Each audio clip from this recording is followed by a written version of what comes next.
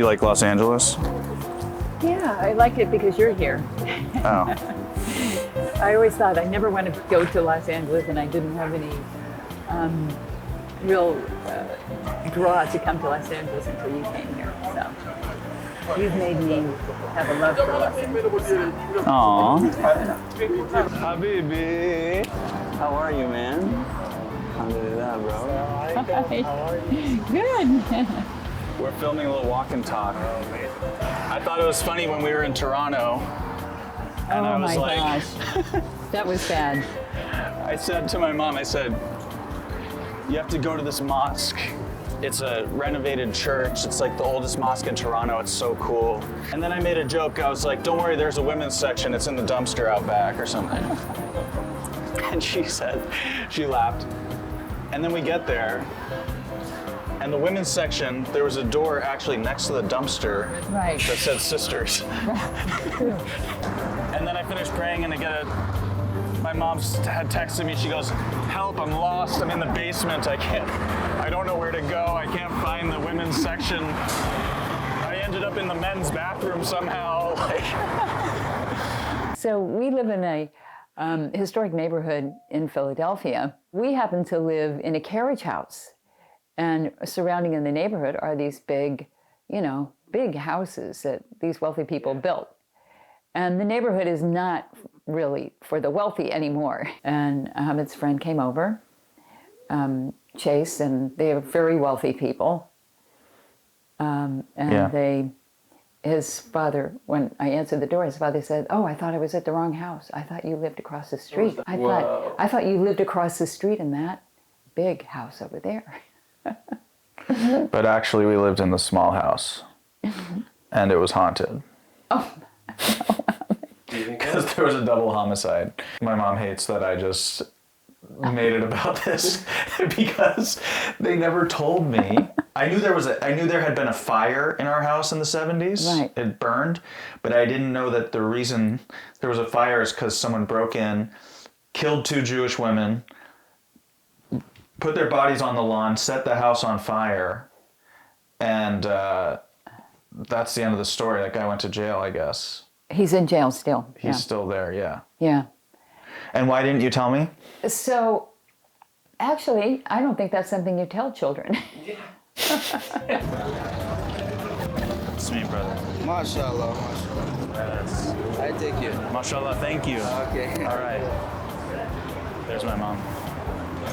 She's texting me. Can you see her? Oh, yeah. To the left of the tree. I got her inside. Ahmed, you're very sensitive. Okay, here we go. And I remember the time he was at Temple.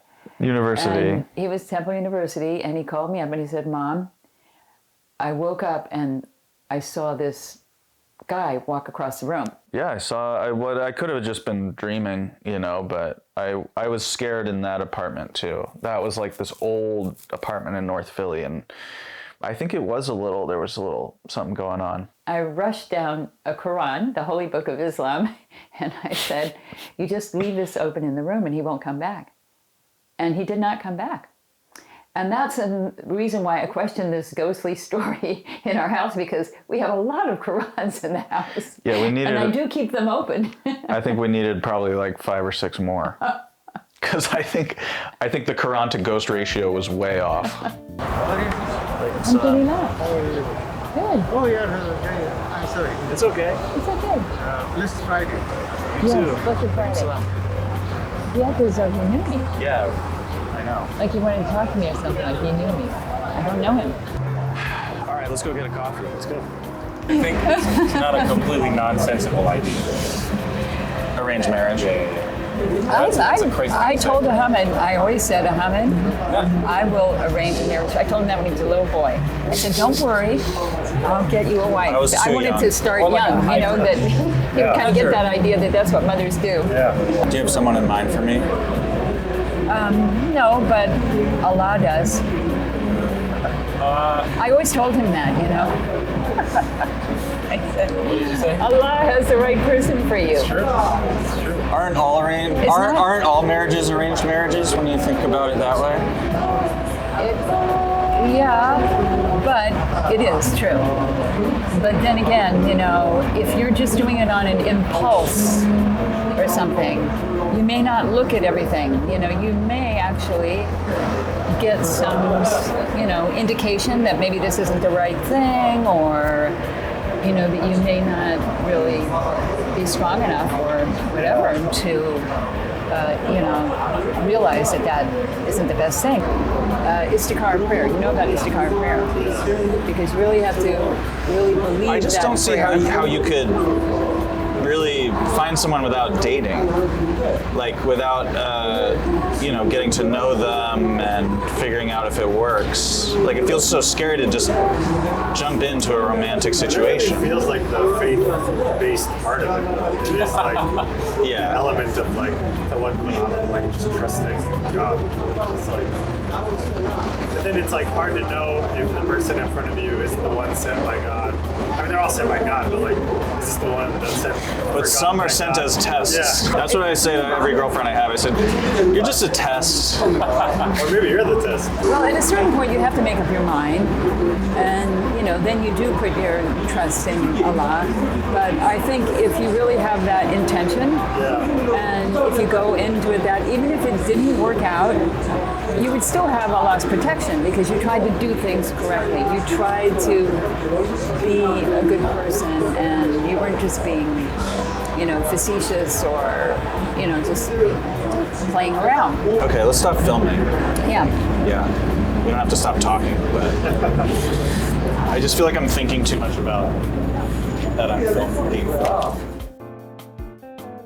You had a ghost live in your apartment when you were younger. Young woman, yeah, one of my first apartments.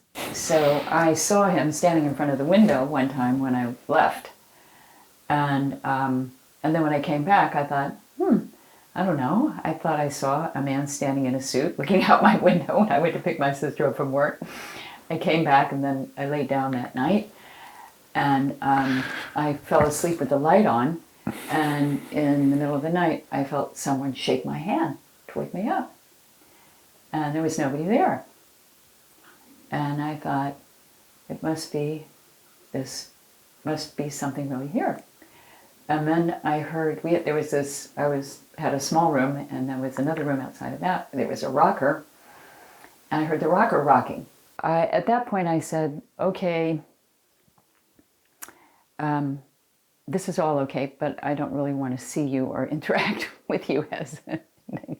So then after that, things would happen, like light would go on, light would go off, the radio would go on, just certain things. And I would tell people, don't worry, it's Harry. He's harmless. He doesn't do anything. He just lives in this house. Did you have a boyfriend at this time? I don't know. Oh. Yeah. It's okay. I was living with my sister. No shame. I was just wondering, like, if I was dating someone and they were like, yeah, don't worry, that's just Harry. I'd be like, yeah, we should probably take a break. Take a break from this relationship. Yeah. Do you want to get dressed? Yeah. Okay. Because we're going to go. We're going to go to the mosque. Okay. For Juma. Friday prayers.